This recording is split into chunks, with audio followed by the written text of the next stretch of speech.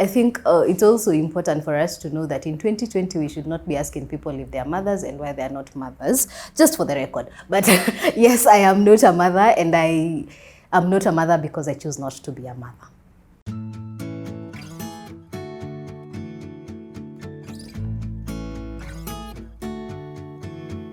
My name is Caroline Kioko. I am the Gender Democracy Coordinator at Heinrich Böll Foundation.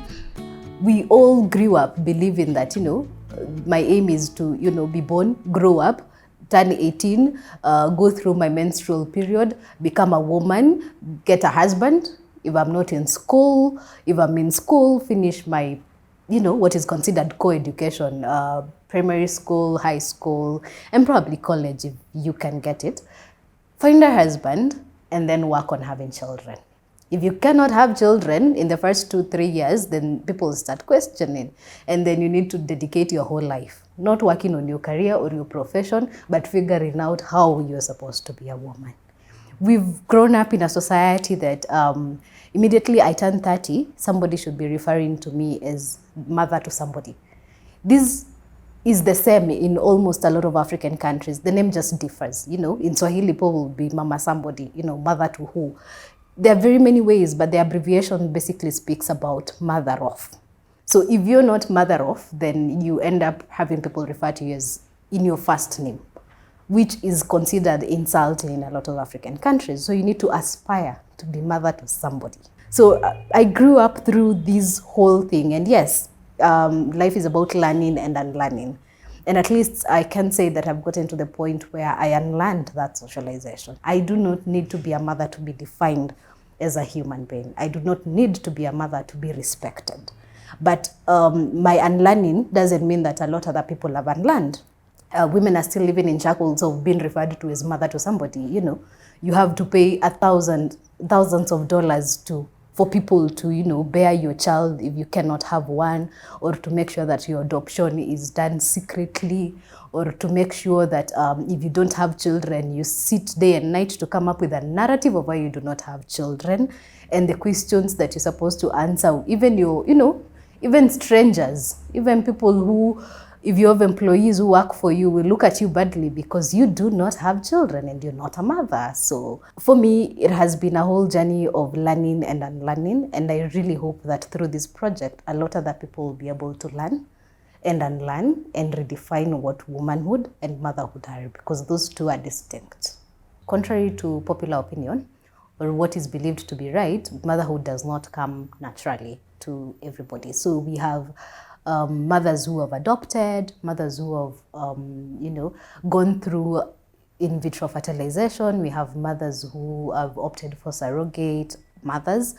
We have mothers who have, I don't want to call it inherited, but have become mothers through marriage. You married somebody who has children, so you automatically become a mother. We have different forms of motherhood. We have mothers with disabilities. We have mothers with children with disabilities. We have queer mothers. We have women who don't want to be mothers. So out of all those are general. Those are just but a list of the few ways in which people, or in which themes of motherhood can be spoken in context. I mostly relate with women who do not want children because I'm among the women who don't want children. And I also relate with queer women, basically mostly because I think it is important first for people to be able to clean out their socialization.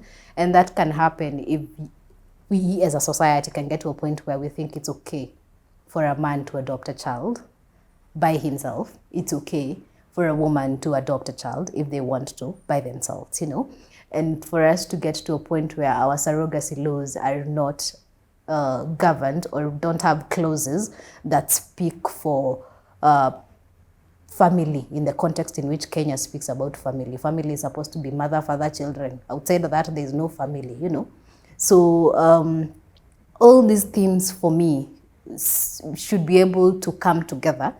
Oh yes, and I also forgot mothers who are working yeah, because as much as we want to break the glass ceilings, there's an unspoken conversation about working mothers. There's what is expected of you as a mother, and there's what society is waiting to label you as a bad mother if you do not do, while there's also what your employer is expecting you to do. So I don't want to say that I have a favorite theme per se. I think all of these things should be brought to light and should be spoken about publicly, and the conversation should continue in as many years as it can until every woman has their own agency. But this question will help me, rather has just helped me point out the various themes and the various things in which people should start conversing about. It's 2020 and we're still having conversations about why women should not adopt if they can still bear children. It's, 2020 and we're still having weird conversations, and people are, trying to not talk about surrogacy, despite the fact that the country is trying to, it's really an attempt, trying to have surrogacy governed by Kenyan laws. We still need to, people are still scared of discussing what entails surrogacy or what doesn't entail surrogacy, because in truth, it's embarrassing. When you speak about surrogacy in society, it's embarrassing when you say that you cannot have children or you do not want to have children. So these are topics that we tiptoe around. So for us, this is very timely. It's time that people need to move on from trying to govern and control women's bodies. This project for me and for the foundation, that is HBS, was supposed to help in dismantling stereotypes in societies. And was also supposed to, from how when we were conceptualizing that is, it was supposed to be a way in which we can communicate that women's agency is way more or beyond, representation and having more women in decision-making places.